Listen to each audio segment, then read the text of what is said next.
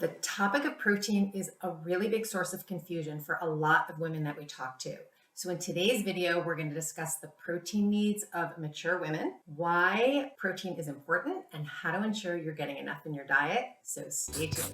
I'm Jane, and I'm here with Stephanie. We're the Nourishing Gurus, and we're on a mission to help women over 50 stop yo-yo dieting in a healthy, sustainable way, heal their relationship with food, and feel good in their bodies again. Protein needs are more important than ever in midlife and beyond. Inadequate protein can lead to increased mortality, increased risk of injury, decreased metabolism, reduced satiety, hunger, fatigue, muscle loss, and loss of strength. So for starters, proteins are actually known as the building blocks of life.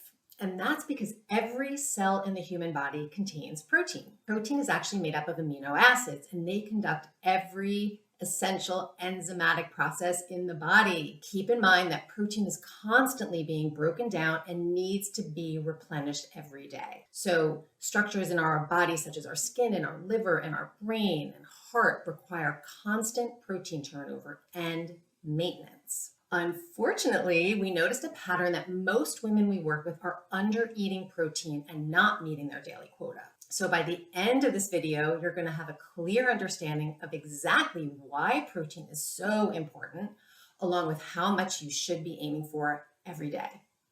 Stephanie's going to start us off with the first of 7 main reasons why protein is so important. Okay, so number 1, it reduces appetite and hunger. So out of the 3 macronutrients, protein, fat, and carbohydrates, protein is the most satiating. This is mainly due to the fact that protein reduces the hunger hormone known as ghrelin and boosts another hormone called peptide YY, and that one makes you feel full. We see it in the clients and also notice in ourselves that when we eat enough protein, we can avoid overeating and just not feel the need to snack as often. So yay, win-win, right? Okay, number 2 is increases muscle mass and helps you stay fit, especially as you age. So going back to the building blocks, protein is the building block of your muscles. And unfortunately, muscles gradually weaken as we age, and is one of the main causes of bone fractures, frailty, and reduced quality of life. Adequate protein will help you maintain the muscle you have and promote new growth when you do it in combination with strength training. Getting adequate protein also helps prevent muscle loss when you're losing weight. Number 3 is it's good for bones. Yay! Long-term studies have shown that people who eat more protein, it helps them maintain bone mass much better as they age and have a lower risk of osteoporosis and fractures. This is especially important for women who are at higher risk of osteoporosis after menopause. Eating enough protein and staying active is a good way to prevent that from happening. Number 4, protein also can help boost metabolism and increase fat burning. Now, who doesn't want that? Eating actually boosts metabolism for a short period of time because the body uses energy to digest and absorb your food. And this is called the thermic effect of food, or TEF. Protein has the highest TEF, 20 to 35%, versus fats or carbohydrates, which are about 5 to 15%. Adequate protein can therefore boost metabolism and increase how many calories you burn throughout your day.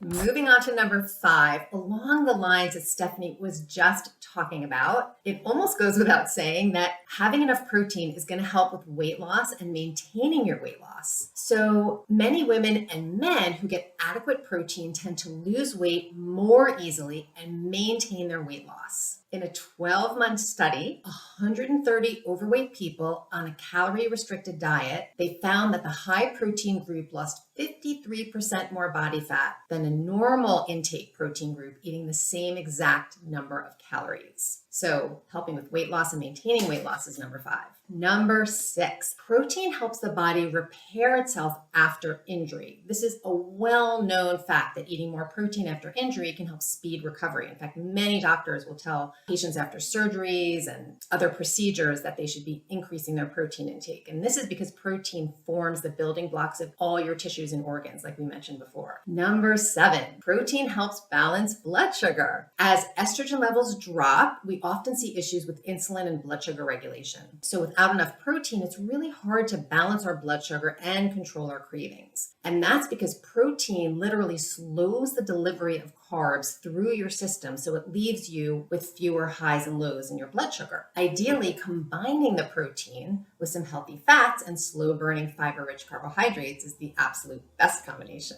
If this is helpful, we would love to have you hit the like button. All right, so now that you know how important protein is, we're going to start with some recommendations for how much protein you should aim for. Keep in mind, if you looked at the RDA, they're going to tell you that 54 grams is going to meet your needs, but this is way too low. So it's also being challenged now by multiple studies showing that it's below adequate. Based on the research that we've seen, a goal of a minimum of 75 grams up to even 100 plus grams a day is optimal, and that's going to depend on your weight and your activity level and your individual needs.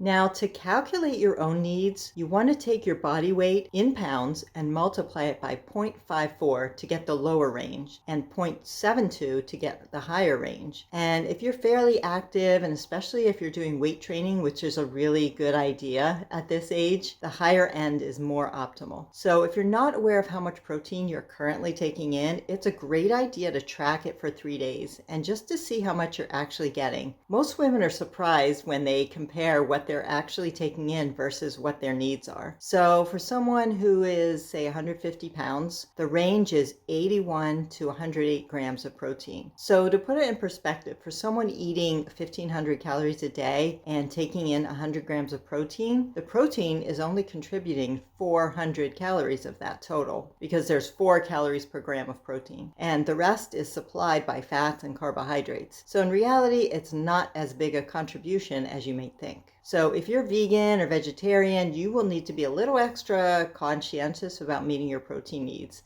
Animal proteins have the most concentrated amount. So let us know in the comments below, are you getting enough protein? For more information on how to ensure getting enough protein, be sure to watch our next video. And also check out our PM Meal Mastery program. It includes tables for protein, fat, and fiber, along with a 2-week meal plan, superfoods for midlife guide, and so much more. We'll put a link for that in the description below. As always, thanks for watching. We would love it if you give us a like, and if you know somebody who would benefit from this, please share it with them. And stay tuned because we have more great information coming out for women over 50 every week.